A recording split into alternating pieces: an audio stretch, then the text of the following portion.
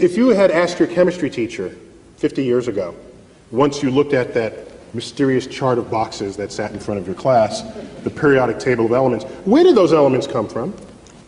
The chemistry teacher would actually not have an answer for you. They'll say, well, we dig them out of the earth. That's not where they come from.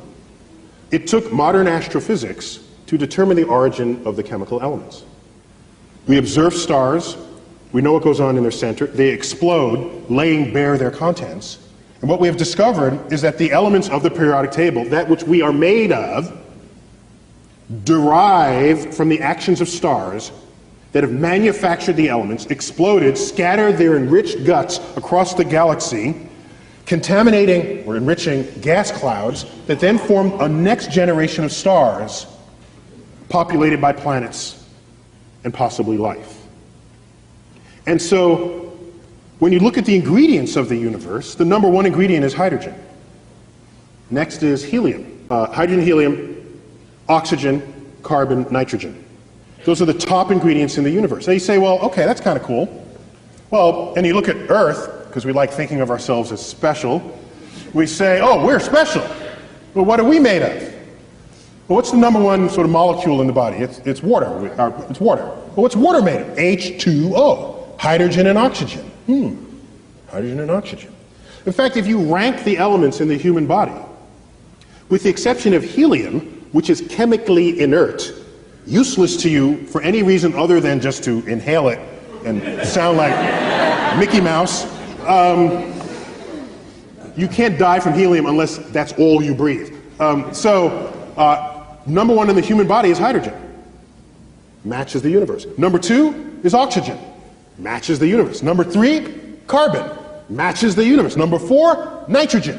Matches the universe. And for each of us, the fifth element, other, is the same in both places. Okay? Other. So,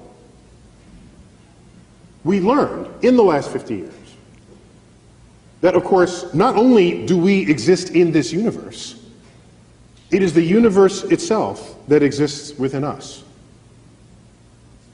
And had we been made of some rare isotope of bismuth, you would have arguments, hey, we're something special. But there are people who are upset by that fact, saying, well, that mean we're not special? Well, I think it's special in another kind of way. Because when you look up at the night sky, it's no longer we're here and that's there. It's that we are part of that.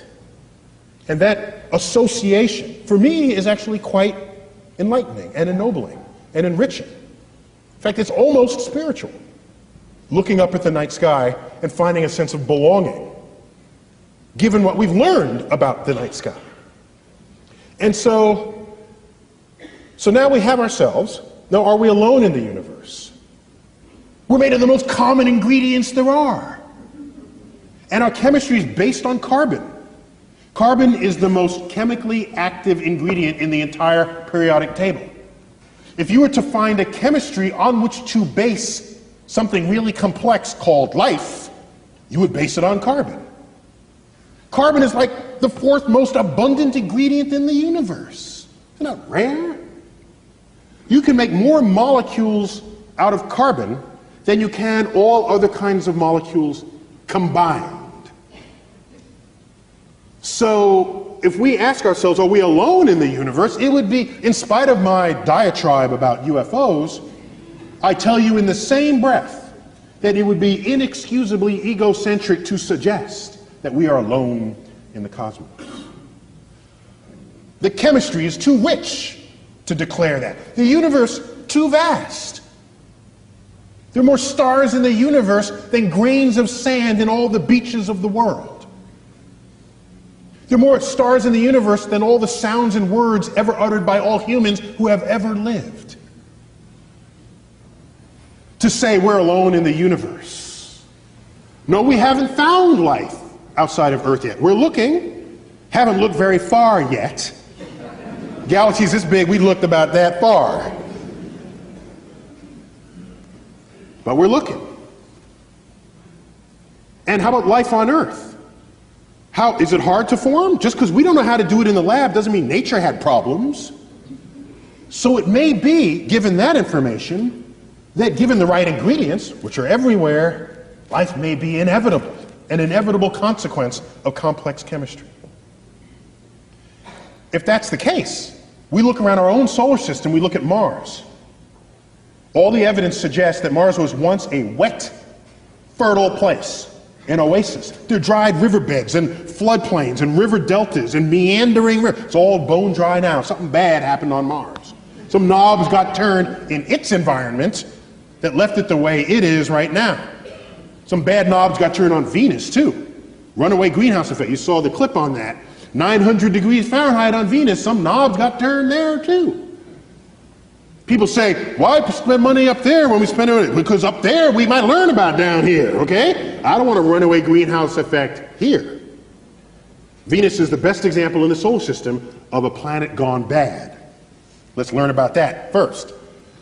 So, it turns out we learned that asteroid impacts, when they hit, can cast rocks in their surrounding areas into space with escape velocity, so they never come back to the planet from which it was launched. If Mars was wet and fertile before Earth was, as all evidence suggests, and if Mars had life before Earth had life, it is possible for there to have been bacterial stowaways in the nooks and crannies of the rocks that were cast into space. There's some hardy bacteria that we already know exists on Earth. Survives extreme temperatures, pressures, freeze-dried, reconstituted, radiation. The hostile environment of space would be nothing to some of these bacteria.